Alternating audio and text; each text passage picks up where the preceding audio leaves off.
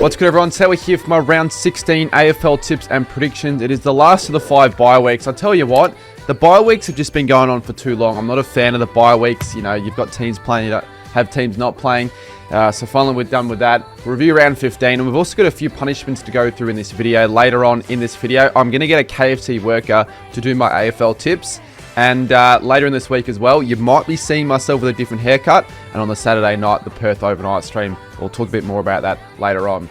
So last week, I got a total of 5 out of 7. Actually had a pretty solid week. It was a hard one, especially on the Saturday for a lot of people to tip. We started on the Thursday night, and I tipped the Dockers by 46 points. I think Patrick Voss had a chance very late to kick a goal to put him up by 46, but he missed it. So could have gotten a perfect margin, but I'll take a good start like that. Friday night footy, it was a game that I was going to stream. I ended up really not watching much of it, and for right reason, because it wasn't a great one. And the Lions upset the Cats by 41 points with Logan Morris kicking 5 goals. On the Saturday, I tipped North Melbourne to beat Carlton. A lot of people call me stupid for this, but I sort of had a feeling that would happen. I predicted the future, and Carlton are now in a world of hurt. Port Adelaide v Sydney, I tipped the Power, but the Swans got up. It was honestly one of those games where I could have changed my tip given some of the Sydney's ins, but I stuck with the Power there. Collingwood v St Kilda, I couldn't really tip St Kilda. I just didn't think we'd have the personnel to win the game, which we did play quite well. Collingwood were just the better side. On the Sunday, I tipped GWS to beat Gold Coast, and Gold Coast probably should have won that, but the Giants had an 8-goal last quarter, and then the Bulldogs beat Richmond in the last game quite convincingly. So 5 out of 7 with Adelaide, Hawthorn, Melbourne, and West Coast having the bye. Pretty solid week for mine. If we go through the comps, I actually did quite well. So going through the comps, we had a bunch of people who used the Joker, and we had Riley H. James with the best score. He got a total of 5 using the Joker with a double score. Nick, Moxon 13, Cove, and Charismatic Cat, as well as Shan, all getting the highest for the scores. We had a few people also get a perfect score and a pretty tough round of tipping. So Ashton calls Flagmantle with a perfect score. Mullet and Mo, Lion Fred, and Nick Dacos to go, with She's the Goat also rounding out the top 5 there. And total score as well for the tipping comp as we quickly review it. Owen 32 once again. Kathy Foden, Fernando Fazio, Sumit Batani, and the Flocking Hawk. Basically, everyone in the top 10 of my tipping comp didn't get better than a 4. So definitely a tough round of tipping. As you can see, I did better than everyone in the top 10. And I moved for once, I think the first time all year, where I've actually escaped the top 1,000. I'm now 993rd. Let's bloody go. And reviewing the fantasy scores for last week, 1750 was my score. I hate these bye weeks. The bye weeks are just screwing me over. No one on my bench is playing. And the ones that are playing obviously had the bye. I had fucking Gorn, McCart. I don't know why I still have Jaden Short. I don't even know if he's going to be playing again for the rest of the season. Someone let me know down below. But I got a score of 1751, round ranking 32,000. Can the bye weeks just finish? Like, it's just so frustrating with fantasy. And I had players like Max Holmes and Zach Merritt and too many DMPs. I've now slipped down to 122nd in my comp. So even though I've been trying all year, it still hasn't eventuated. And Jacob Does Fantasy has now slipped to 4th overall. And still first in my comp though, so he's still doing pretty well. So yeah, it's been a while since I've escaped the big calls for the punishments. Even in the bye rounds, I only needed to get 2. Let's just go through last week real quick. Starting off with the Dockers-Essendon game, I said the Dockers will kick 7 goals in a row, and at one stage they had 6, but they didn't end up getting the 7th. First game, I said that both sides are combined for 27 or more behinds, and I was sort of close with Geelong's behinds. I think they ended up with 22 combined, so I didn't get that one right. Said Nick Larkey will kick 4 goals, and I think he only kicked 1 or 2, so he didn't have the biggest day.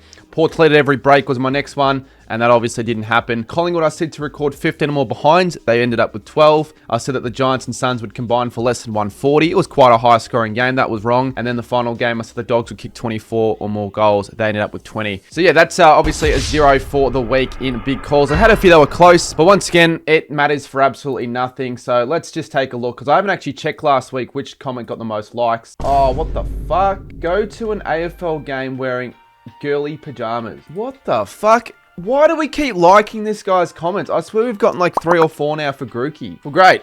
I guess there's nothing against me doing this, which means that at some stage I'm going to have to get this done. Don't know what game. One thing as well, by round 22, no more punishments will be awarded to those that involve me doing them at games, because I'm just not going to have the time to get them done. So I will address that a little bit later on. We're banning Grookey for this week if he gets the most liked comment, and I'd get less than 2 big calls correct. To vote as well for the Cardi medal, round 15 votes are open, so put your 3, 2, 1 votes in. End of the season, we're going to be doing an awards night live stream like the Brown Brownlow. Should be good fun. We want to get as many of you guys involved as we can, so definitely get into voting down below. And before you get into the tips, check down below to see if you subscribed, and if you're not, click that button, turn on the bell, and let's get into it. All right, let's start things off on the Thursday night, and we start with Port Adelaide and Carlton, and it's not a game that I reckon deserves to be on the Thursday night spotlight. Both these sides had terribly disappointing losses last week, and I think we could probably safely say they're out of finals contention, especially Carlton. I think they were the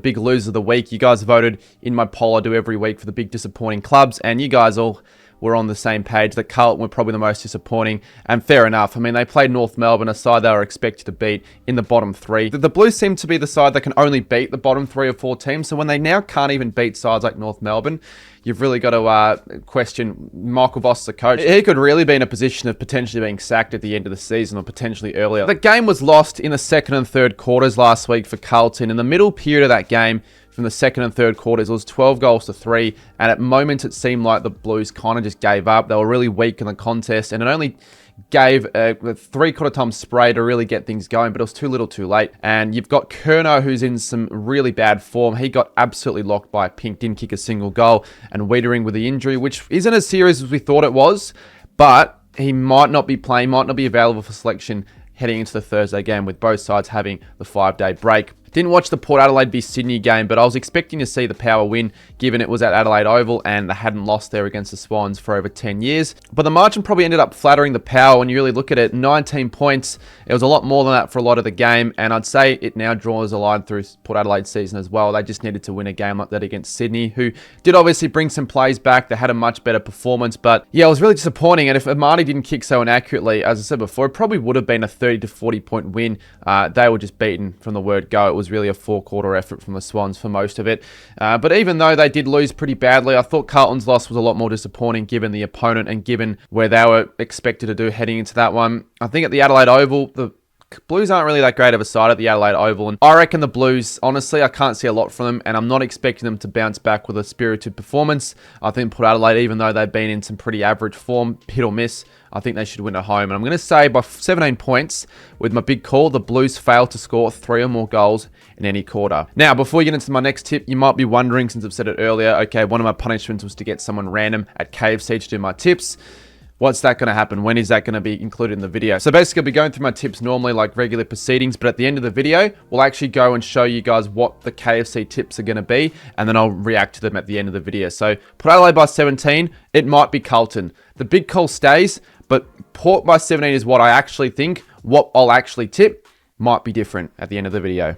Alrighty, next up on the Friday night, we've got Sydney and the Western Bulldogs at the SCG. Now, this is a game I think will be a bit more of a high quality one. You've got Sydney, who are starting to find a bit of form, and the Western Bulldogs, who are now back in the 8, and they looked pretty good on the weekend last week. But so did the Swans. They played Port Adelaide. Sydney, they returned a few star players and looked the goods. Like Errol Goulden, he's going to be a massive addition to the team. Maybe if they've got any chance of potentially still being a finals threat, someone like a Goulden's going to help. They have Papler, who could potentially be returning to the side this week. Obviously, they had a Marty, who needs to learn how to kick. He kicked 9 goals straight a year ago at the Adelaide Oval, and he had 9 shots on goal this time around for 0 goals 6. So I haven't seen terrible kicking like that in a very long time, and he needs to kick a bit more accurately this week if they want to beat the Dogs, because he's going to be a target up forward, I would have thought. But yeah, Papley return as well would be huge.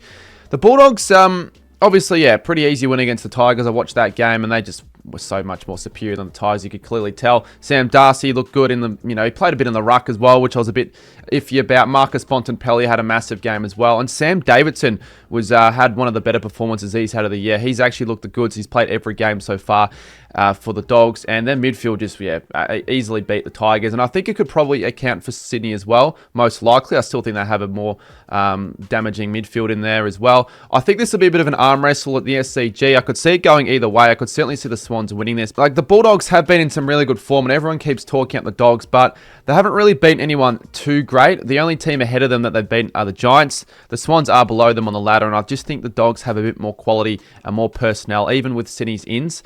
I think they're going to get over the line and have a big last half and win by 23 points. My big call, Sam Darcy will kick 5 or more goals. And once again, It could change. It could be a Sydney tip with the KFC worker. Next up, we have on the Saturday afternoon, Gold Coast take on Melbourne back at home for the Suns, and a big chance for the Suns to get back into the A, because there was a really big chance I let slip last week against the Giants. I watched all that game on stream, and yeah, that was an opportunity for them to elevate themselves from the top 4 contention and stay in the 8, which they've been in the 8 for the entire year, and they let a big opportunity slip because they're up by 29 points at one stage. So pretty much led for the whole game up until the last quarter.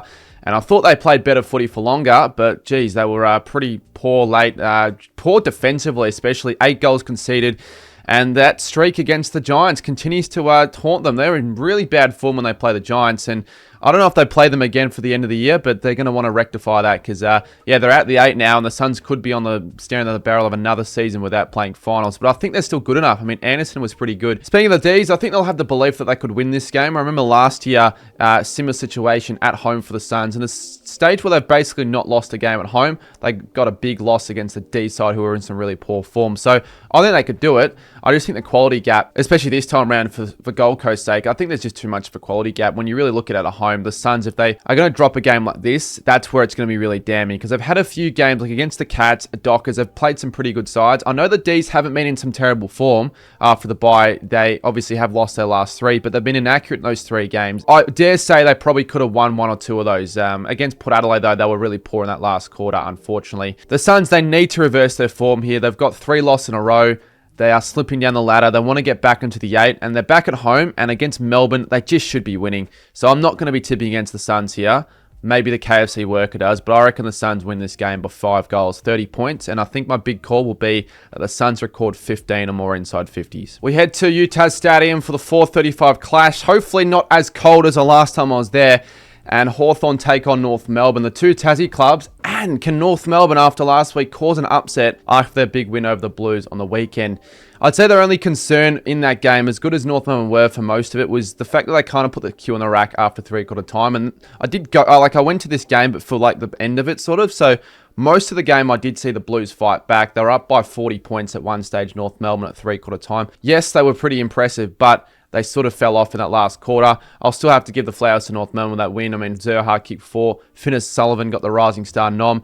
But beating Hawthorn in Tassie is a different task. You saw that loss coming for Carlton's sake. Their confidence was sort of shot. They had a really disappointing finish to that game against West Coast. So I was actually sort of expecting North to come out harder and stronger. I don't know if that's going to happen against Hawthorn. They've come off the bye as well. And teams that do come off the bye, I don't know if they play better or if they play worse. Is it a myth that they play worse after a bye? Maybe that gives North Melbourne a semi-advantage. I'm not too sure, though. I just think, even though they weren't mega convincing with that win over Adelaide, they're in some pretty decent form now. They're at Tassie. They're way too good at Tassie. And even if this wasn't in Tassie, Hawthorn have way more quality over North Melbourne ultimately. And I just couldn't see being one of those games that the Hawks drop. They're not one of those teams that lose against the poorer side. So I think they'll be too quality, too classy. But North Melbourne, after last week and after their last 3 or 4 weeks, to be honest, I think they'll be in this game for longer than people might think. But ultimately, I'm going to say the Hawks win this game by 24 points. My big call is that North Melbourne will lead at any stage after half-time. Saturday night footy, we have Collingwood take on West Coast at Marvel Stadium. And I would have to say that there'd be not a single person out there really thinking the Eagles are going to win this game.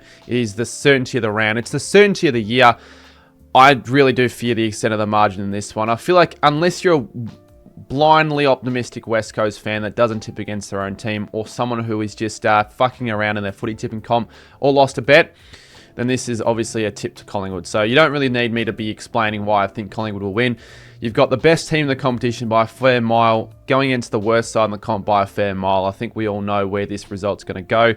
It's also going to be the same game that I'll be maybe watching a little bit of whilst my Perth overnight stream's happening. So that's going to be at 6:30 p.m. Vic time, 8:30 p.m. at WA time. So I'll be wearing a West Coast Guernsey, most likely whilst West Coast is getting smashed when this game is currently getting played. Collingwood looked pretty good once again on the weekend after the bye. They had a bit of a shaky start. They sort of allowed the Saints to get into the game, but I thought the Saints actually put up a pretty strong effort for a really good 3.5 quarters against a strong Collingwood side. Collingwood just kicked away late. Their quality shone through, and they've just got so many stars on so many positions on the field. But unless you're a top side like a Geelong or a Brisbane, then you can't really see any side matching Collingwood when they're at their best, and that was sort of the case against the Saints. They played their best footy in the last, I thought, and they ultimately had more quality to win that game. Prove that why they're such a good side, whereas West Coast, we know they've been struggling for ages. They're not really getting too much better.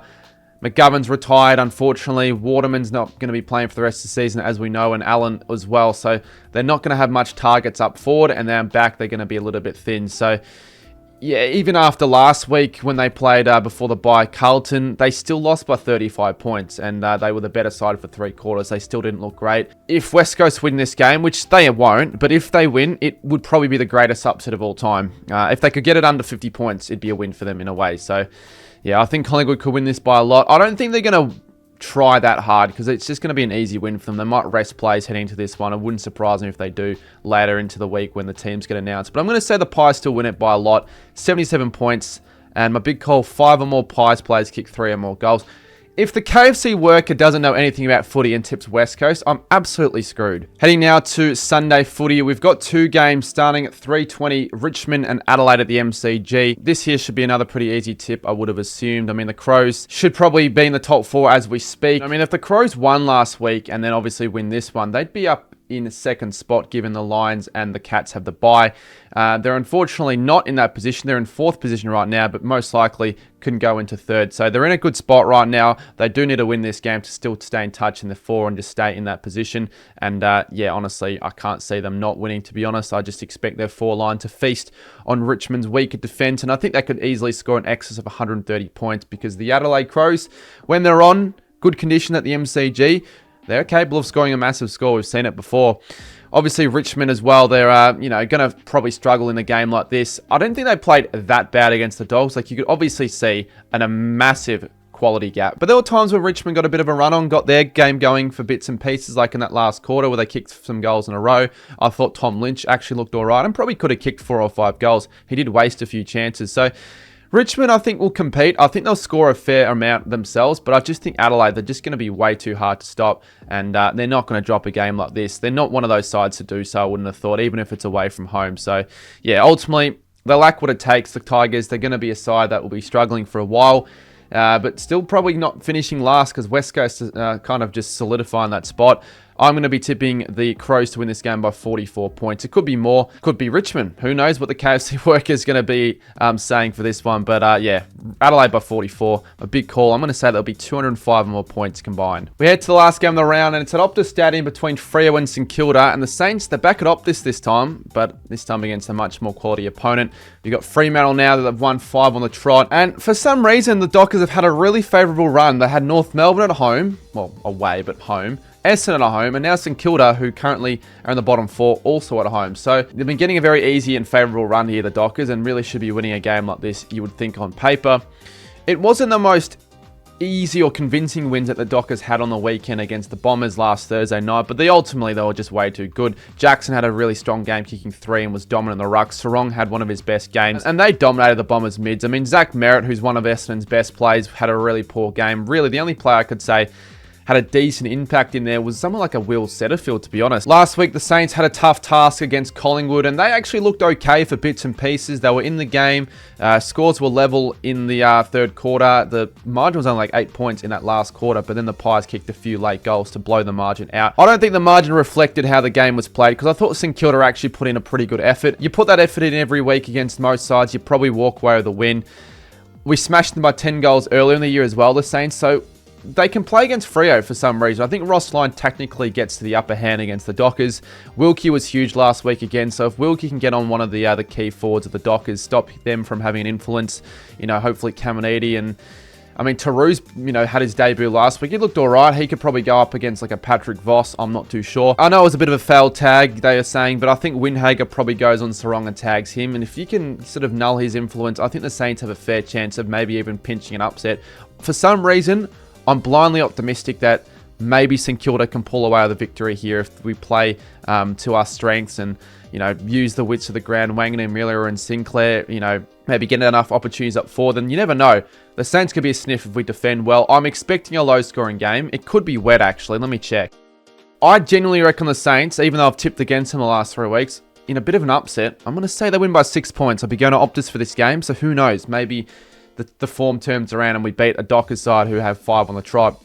My big call for this game is Freo fail to score 11 or more goals, but unfortunately now we're going to have a review of what the KFC worker really had to say for my tips. Port Adelaide, Carlton. Who's winning? Carlton. Carlton, okay. Sydney v Bulldogs? Bulldogs. Bulldogs, okay. Gold Coast, Melbourne? Gold Coast. Gold Coast. Hawthorn North?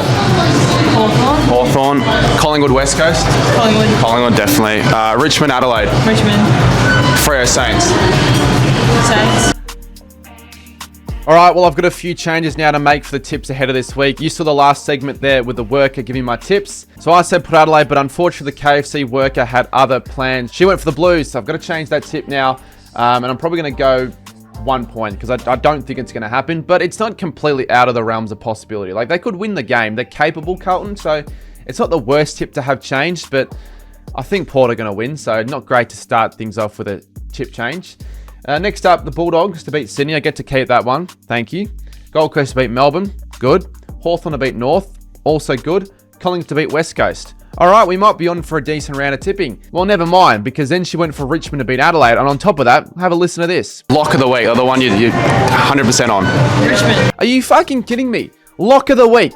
She was so quick as well to pick the Tigers, like she goes for them or something like that. Either she doesn't know much about footy, she goes for Richmond, or she just wants to screw me over. So now I'm going to be tipping Richmond for the week. I think I'm probably going to be one of like 7 other people to do so. Brilliant. And then she also went for the Saints, which was my upset tip. So I get to pick the Saints, but regardless, I would have picked the Saints anyway. So yeah, my tips aren't looking so good for this week. I'm not going the Joker, luckily. Luckily, it is also a bye week. I do appreciate everyone for watching the video. Stay tuned for my State of Origin match day vlog. That'll be out very soon this week. And probably another video as well before the end of the week. Yeah, thank you for watching, and we'll see you soon in my next one.